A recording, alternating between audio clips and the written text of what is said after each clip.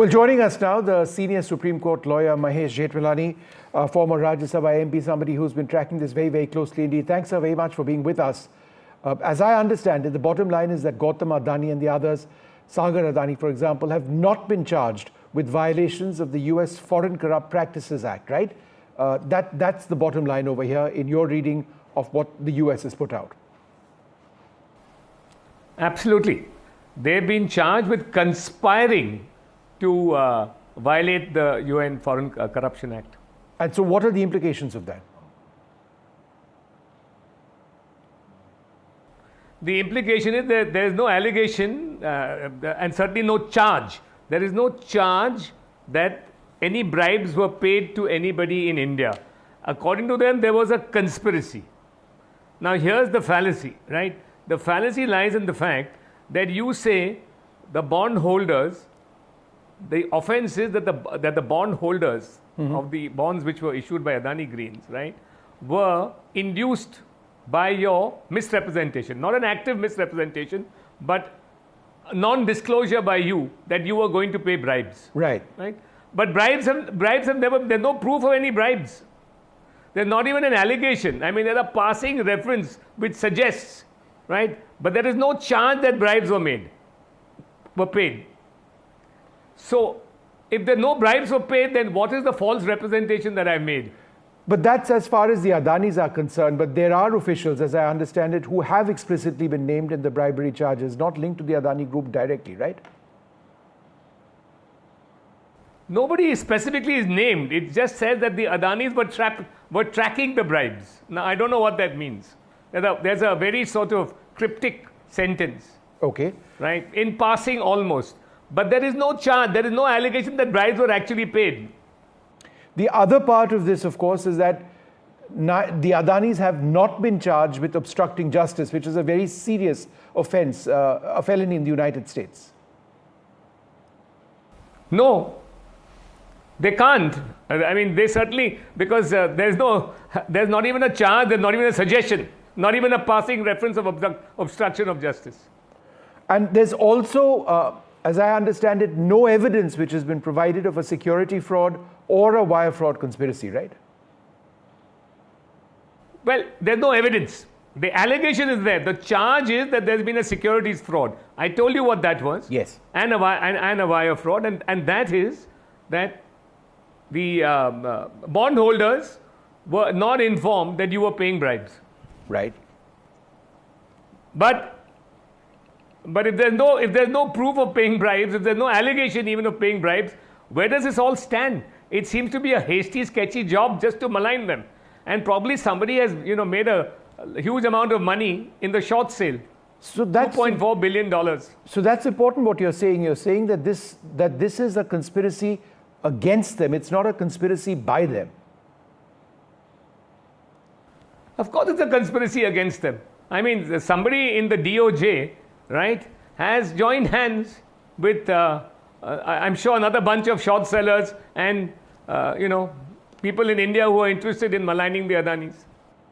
And on what basis do you say that? Do you say that from the experience of what we've seen happening in Hindenburg in the past, what the Supreme Court had said about Hindenburg, what the short sellers themselves claim to have done?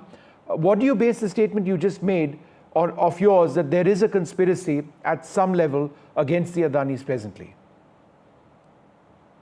Well, I mean, there's a pattern of activity, isn't there? This always happens. The timing is so telling. It happened before Parliament in 23, right? When the Hindenburg hit job was done. And it's happened just before Parliament now. Is this purely coincidental? Once you did it before Parliament, yes. The second time.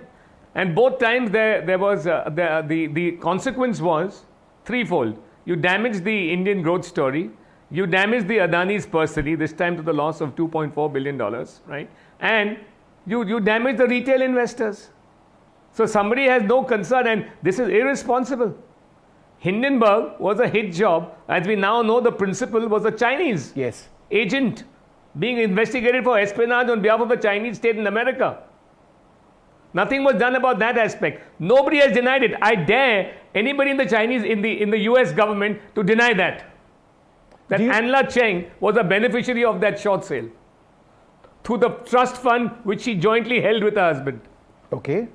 So what? I mean, I don't know who you mixed up with. I'm not able to understand.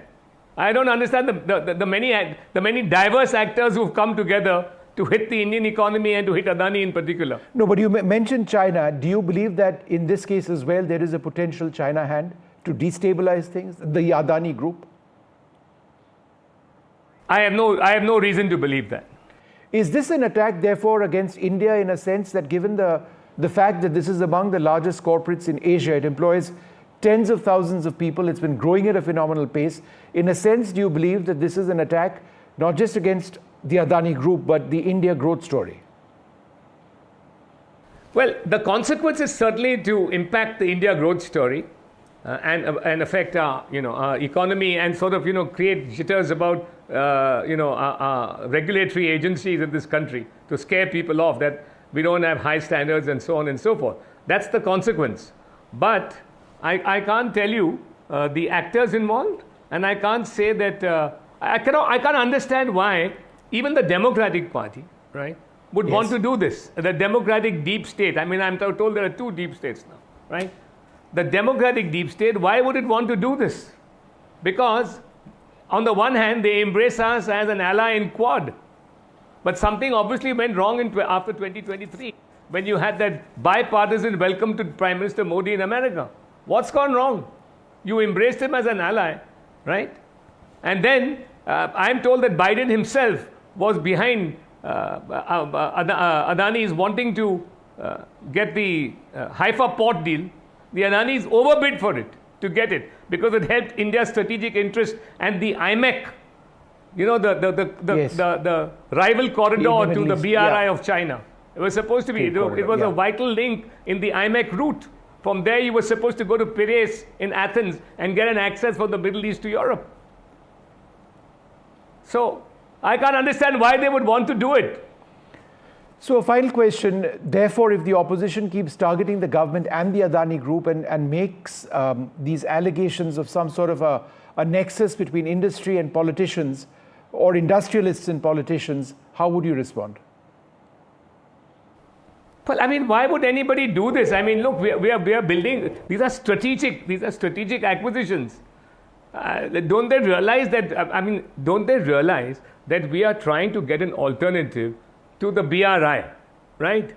Now we have improved our relations with China, right?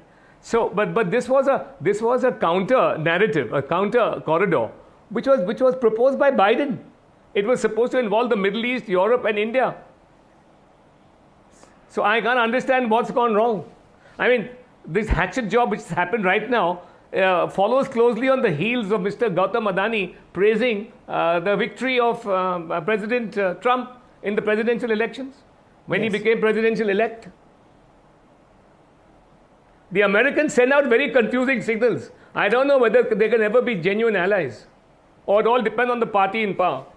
That's an important statement. Thanks, Mr. Jethmalani, very much for being with us.